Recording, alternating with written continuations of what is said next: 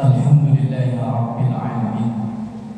Wassalatu wassalamu ala sayyidil mursalin wa ala alihi wa ashabihi ajma'in. Subhanaka la ilma lana illa ma 'allamtana innaka antal alimul hakim. Rabbi shrah li sadri wa yassir li amri wahlul 'uqdatam min lisani yafqahu qawli waj'al li waziran min ahli.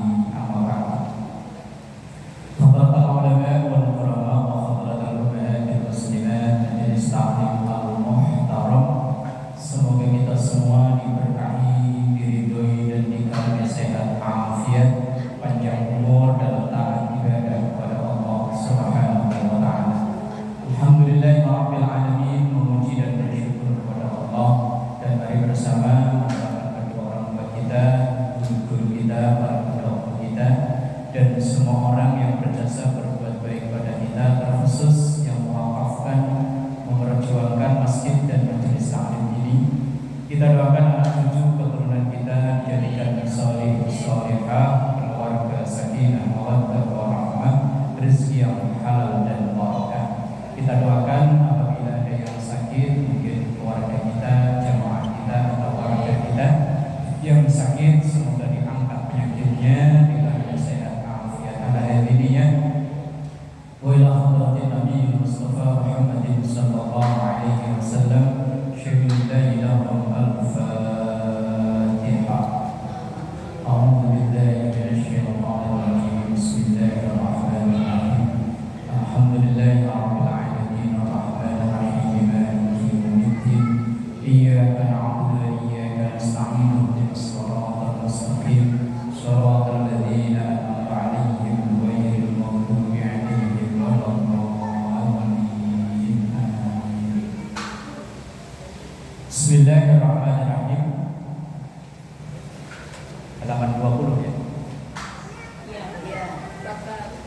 Yang paling atas ya? Bismillahirrahmanirrahim, halaman 20. An Abi Hurairah radhiyallahu anhu. Anna Rasulullah sallallahu alaihi wasallam qala: Man ata haidun fi farjiha aw imra'atan fi duburiha aw kahinan faqad bari'a mimma unzila ala Muhammadin sallallahu alaihi wasallam. Akhrajahu at-Tirmidzi. An Abi Hurairah, hadis ini diriwayatkan dari Abu Hurairah radhiyallahu anhu. Semoga Allah meridhai dari Abu Hurairah. Anna Rasulullah sallallahu alaihi wasallam, sesungguhnya Rasulullah sallallahu alaihi wasallam qala, bersabda, man, siapapun atau barang siapa, ini ditujukan kepada para suami, ata haidun, yang mengajak hubungan badan istrinya, haidun, saat lagi haid, fi farjiha, di farjinya, di kemaluannya, seorang suami yang ngajak istrinya padahal istrinya lagi datang bulan, lagi haid. Awim ro'atan, atau seorang suami yang ngajak istrinya berhubungan fi duburiha, lewat pintu belakang. Paham lah ya, pintu belakang. Sono, pintu belakang kan sono, kalau pintu depan sono. Ini bahasanya dihaluskan. Au kahinan, atau seseorang yang merdukun. Tahu merdukun? Merdukun itu datang ke rumahnya mbah, langsung, mbah, ini anak saya udah umur 40 kok belum ketemu jodoh, gimana mbah? Kemudian mbahnya bilang, oh anakmu ini kalungan jati bobor. Ngerti jati bobor? Dilempari tanah kuburan, makanya ini enggak laku. syaratnya ini harus motong ayam hitam mulus. Kadang dukun itu ngasih syarat yang aneh-aneh. Lah orang yang begitu itu ngajak istrinya hubungan badan padahal lagi menstruasi. Kemudian istrinya ya normal enggak menstruasi, malah ngajak lewat pintu belakang. Atau seseorang yang datang ke mbah itu tadi dengan niat merdukun. Kalau orang Jawa bilang itu merdukun. Kalau orang sini apa? Yes, pokoknya begitu.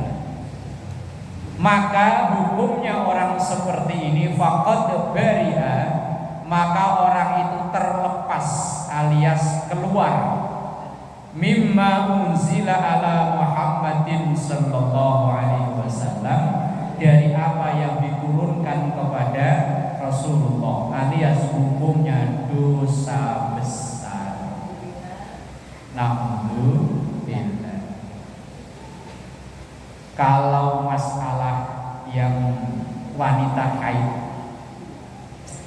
itu perempuan pernah mengalami sejarah gelap.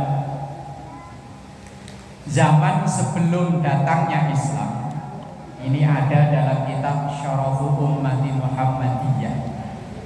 Sebelum datangnya Islam alias di masa jahiliyah, seorang istri kalau dia datang bulan itu enggak boleh tinggal serumah dengan keluarganya. Misalnya punya rumah itu gede, di situ ada kamar-kamar untuk kamar utama untuk anak-anak, bukan hanya lain kamar, enggak boleh satu rumah. Berarti dibikinin kandang khusus. Pokoknya dibikin rumah khusus untuk ditempati istri yang sedang menstruasi. Pokoknya nggak boleh ngapa-ngapain, bantuin masak nggak boleh, bantuin beres-beres rumah nggak boleh, nyuci nggak boleh, belanja apa-apa nggak boleh. Wes pokoknya asal datang bulan masukin blem di situ, makan dianterin, apa-apa disiapin, kayak orang dulu waktu Covid itu. Apa namanya? Iya, aja dijauhin ya. Enggak, waktu Covid itu namanya apa? Isolasi. Diisolasi khusus, nanti kalau menstruasinya selesai baru boleh masuk rumah atau kumpul dengan keluarga besarnya. Itu zaman jahiliyah yang ada di masyarakat Quraisy saat itu. Tapi begitu Islam datang, aturan itu dihilangkan. Hanya saja seorang suami tidak boleh menggaulinya saja. Kalau hal-hal yang lain, mau masak, mau nyuci, mau apapun, tetap boleh dalam Islam. Yang nggak boleh hanya itu tadi. Tapi sebelum datangnya Islam, wes semuanya nggak boleh. Kalau bahasa kasarnya, wanita haid mah dikandangin di belakang. Berarti mungkin ya kayak kandang kambing itu ya kali ya, kecil-kecil gitu. Nanti begitu selesai baru boleh kumpul sama suaminya. Itu dulu sebelum datangnya Islam. Lah kemudian yang mendatangi tukang ramal, dukun dan lain-lain. Maksudnya mendatangi bukan hanya datang tok, ya enggak.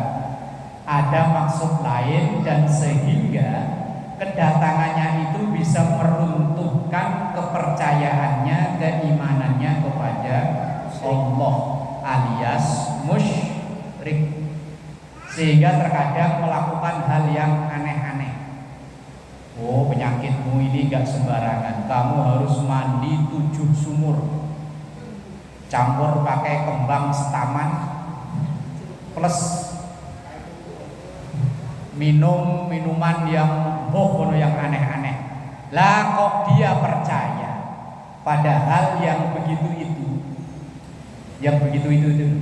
Kadang kalau melihat orangnya, ada orang datang minta kaya, sementara bukunya sendiri kismin, rumahnya aja gak karuan. Ini kan yang datang kan yang zaman-zamannya togel. Orang gila ditanyain. Lah ya yang nanya kan lebih gila berarti kan ya? Lah iya, ada orang gila ngomong apa ditungguin ngomongnya berapa nih, ngomongnya berapa. Lah iya, yang nanya malah lebih gila itu. Lah kalau dulu judi togel, kalau sekarang judi online masih pakai dukun ya? Bisa aneh-aneh aja. Ayo. Lah termasuk bukan hanya yang berdukun saja. Kita percaya sesuatu yang enggak logis sehingga kepercayaan kita itu merepotkan. Contohnya begini. Ini saya pernah ngalami. Waktu lahir anak saya pertama dari rumah mertua mau balik ke Jakarta di Semarang. Lah di ruang tunggu perjalanan bis itu ada rombongan 4 orang 5 orang. Sampai maghrib bis ini belum datang. Akhirnya datang jam 7 lebih. Lah ketika mau berangkat, serombongan bapak-bapak ini sama ibu-ibu 2 orang, pokoknya sekitar 4 orang 5 orang datang ke agennya membatalkan pemberangkatan. Padahal kalau membatalkan pemberangkatan sementara bisnya sudah ada, itu kan duitnya nggak bisa kembali, angus. Lah begitu sudah, saya tanyain, Pak, kenapa dibatalin? Kan sayang, saat itu ongkos 150.000 satu orang. 150 kan ini bapak 5 orang, kenapa nggak jadi? Jawab dia, Pak, begini, Mas, ini sudah masuk hari Selasa, kan itu hari Senin. Begitu maghrib kan udah ganti hari, katanya hari Selasa. Bagi saya dan saudara-saudara saya itu hari apes. Loh, kok bisa, Pak? Loh, saya ini dagang. Saya tanya dagang apa? Dagang bakso. Terus istrinya atau sama saudaranya itu dagang jamu. Berarti yang 3 pedagang bakso, yang 2 ibu-ibu dagang jamu. Saya tanya, loh emang kenapa, Pak? Oh, ini hari Selasa. Hari Selasa itu hari apes. Kalau orang dagang nggak akan ngawali, nggak akan memulai di hari Selasa. Katanya Selasa itu apa? Selo. Selo itu kalau orang Jawa kosong. Nah terus ya udah pulang. Wah, 150.000 kali 5 kan lumayan ya. Tapi ya akhirnya saya seneng. Saat itu kan aturan saya kan bangku bertiga nih. Karena yang 2 batal, ya saya sendirian tidur nyelonjor. Bagi saya ya keberuntungan, bagi dia katanya apes. Lah mempercayai kayak model begini ini nih kan merugikan sendiri kan. Padahal dalam Islam itu nggak ada istilah hari apes, nggak ada. Terus lagi, kadang orang percaya ada angka sial. Percaya Bu adanya angka sial. Angka 1, 2, 3, 4 itu. Katanya angka 4 sama angka 13 itu angka sial. Katanya. Iya, angka 4 sama 13.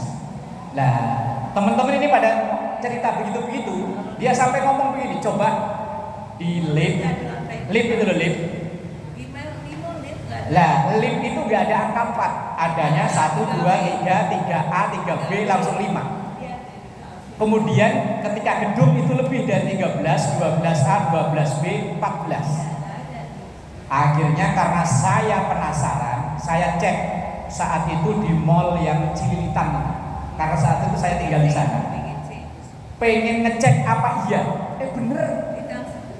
Oh iya ya. Berat loh. Kalau yang punya gedung ini mungkin orang Cina, mungkin dia percaya Feng Shui begitu-begitu. Lah masa kita orang Islam percaya begitu? Lah umpama kita tinggal nomor rumah 1, 2, 3, 4. Kebetulan rumah kita nomor 4. Apa rumahnya nomornya diganti? 3A, 3B, kemudian 5. Kok kasihan banget yang angka 4 sama angka 13. Lah ini mempercayai sesuatu yang tidak masuk akal. Lah iya.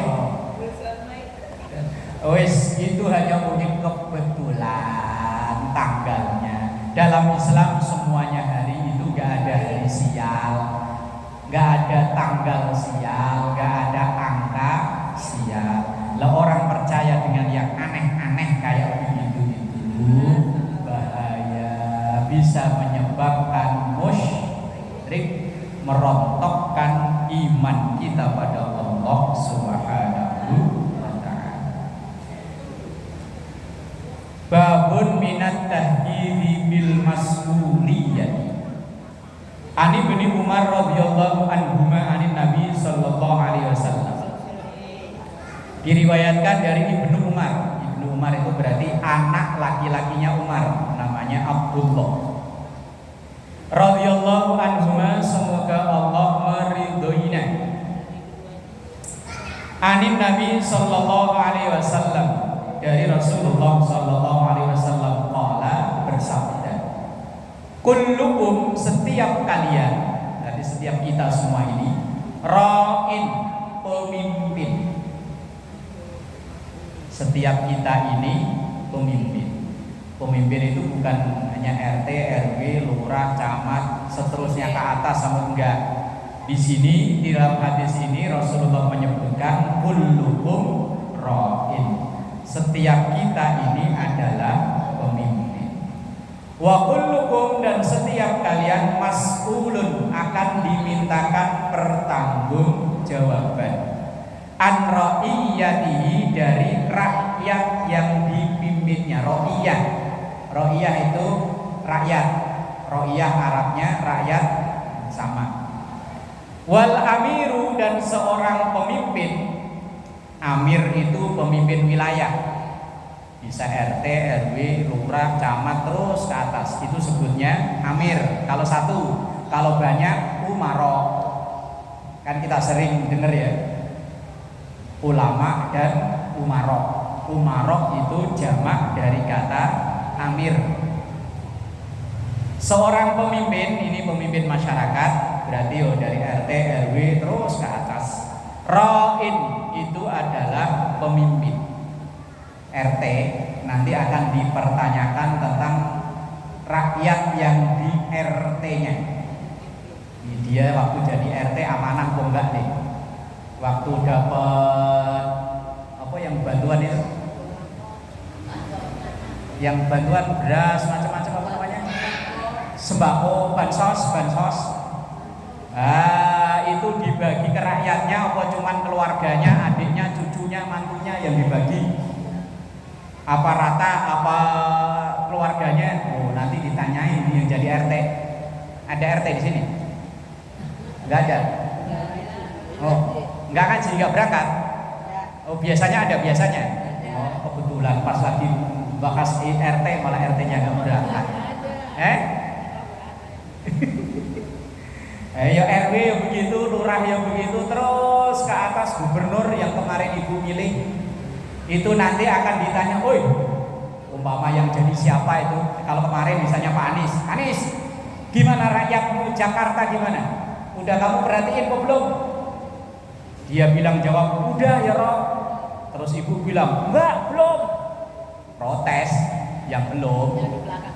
Lah iya, apalagi yang musuhnya pasti protes kan? Makanya pemimpin itu nanti hisabnya jauh lebih lama daripada yang bukan. RT itu hisabnya lebih lama dari warganya. RW lebih lama daripada RT, lurah lebih lama dari RW, terus ke atas. Ini nanti Pak Prabowo akan ditanya, Prabowo, rakyatmu gimana? Udah kamu urus jatah makan siang, udah dikasih belum? Udah belum? Katanya kan makan siang ada ya? Oh terakhir, masih 5 tahun lagi dong. Udah keburu lapar. Kelamaan. Yos, pokoknya janji-janji waktu kampanye akan ditanya. Pamannya kemarin yang ada yang saya lihat di spanduk pinggir jalan, gaji RT RW naik. Apa namanya? Nah, terus nanti sekolah swasta, negeri semuanya gratis.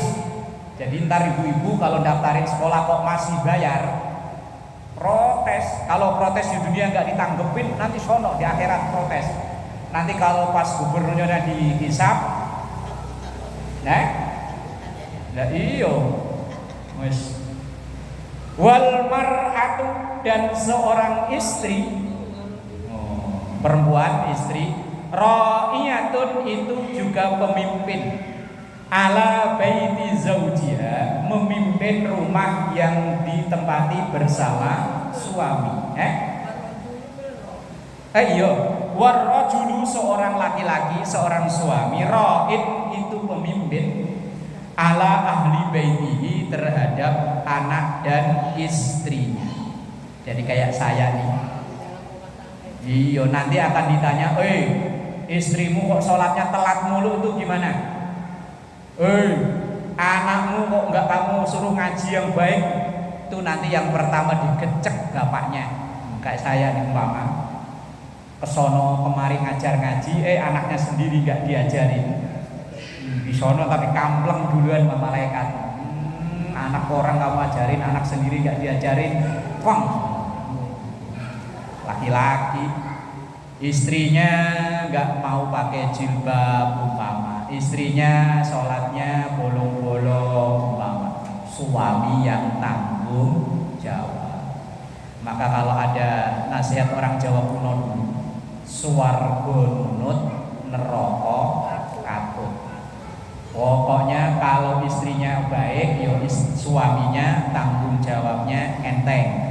Tapi kalau istrinya itu naudzubillah, suaminya digecek malaikat. Wal mar'atu, sementara seorang istri, ra'iyatun itu juga pemimpin ala baiti zaujiha, di dalam rumah bersama suaminya, wa waladihi dan anak-anaknya. Kalau istri itu nanti yang ditanya, umpama istri itu dikasih uang belanja suami sekian, nanti itu ada ditanyain, gimana itu kamu pakai untuk apa? Ini kamu jujur ngelola atau kamu bohong? Anak-anaknya, berarti anak tanggung jawab berdua, suami dan istri. Tapi yang paling utama adalah suami. Kalau suaminya, saya udah ya Rob, karena saya sibuk kerja, saya pasrahkan semuanya ke istri. Istri katanya sanggup dengan yang penting per bulan dikasih sekian. Udah saya cukupi ya Allah. Ganti istrinya ditanya, istri gimana? Sorry ya Rob, saya buat beli kuota melulu. Karena kalau nggak ada kuota nggak bisa nonton TikTok. Wah, digecek malaikat. Enggak ada, nggak bisa nego-nego. Lah kalau polisi, hakim, jaksa mah bisa cincai-cincai. Aduh Pak polisi, kayaknya kok repot nih nih buat ngopi, buat rokok, buat apa kek. Lah kalau malaikat mungkar nakir nggak bisa. Pokoknya salah hajar. Fakullukum ra'in, dan setiap kalian adalah pemimpin, wa kullukum, dan setiap kalian itu mas'ulun, akan ditanya an ra'iyatihi, dari kepemimpinannya, dari rakyatnya. Lah kalau yang nggak punya istri, nggak punya anak, nggak punya apa-apa alias sampai meninggal masih jomblo, pemimpin nggak ini? Lah kalau yang punya anak kan nanti ditanya tentang anaknya. Seorang suami akan ditanya anak-anak dan istrinya. Seorang RT ditanya tentang rakyat RT-nya. RW ditanya tentang rakyat RW-nya. Lah kalau ditanya tentang dirinya, pertanyaannya nanti itu masing-masing kita akan menghadapi 4 pertanyaan. Pertanyaan pertama, umurmu kau habiskan untuk apa? Nah kira-kira nih kalau mau jujur-jujuran, sekarang nih kita umur sekarang, kira-kira lebih dekat ke kanan arah surga atau lebih dekat ke kiri neraka? Loh kok sedeng-sedeng tuh gimana tempatnya? Lah iya, mau bilang ke kanan kok kayaknya nyombong amat ya. Mau bilang ke kiri kok kayaknya pesimis amat. Lah terus yo wis insyaallah baik. Tapi harus yakin. Kemudian yang kedua, badanmu, kesehatanmu itu sampai habis, sampai rusak kau gunakan untuk apa? Ini kan alhamdulillah masih pada sehat ya. Nah kita sehat ini kita gunakan untuk apa? Kira-kira kesehatan kita ini lebih banyak untuk nabung pahala atau nabung dosa.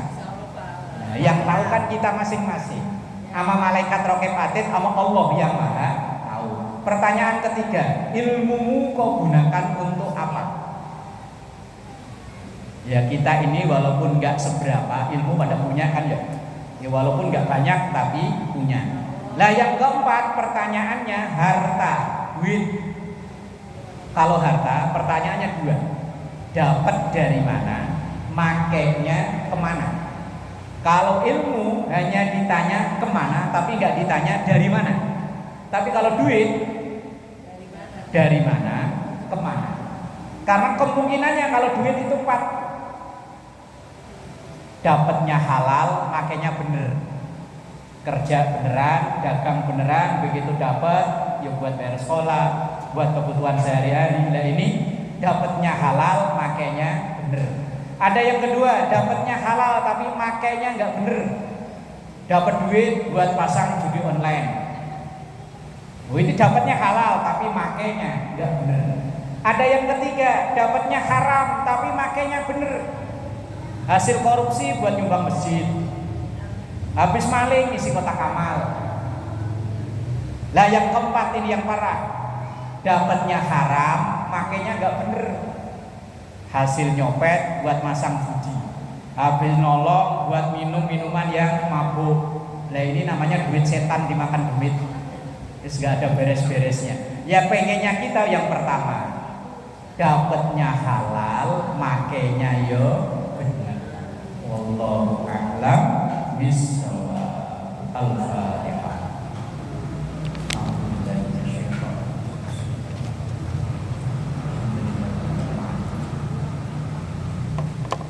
Iya dan ya selain dan sholat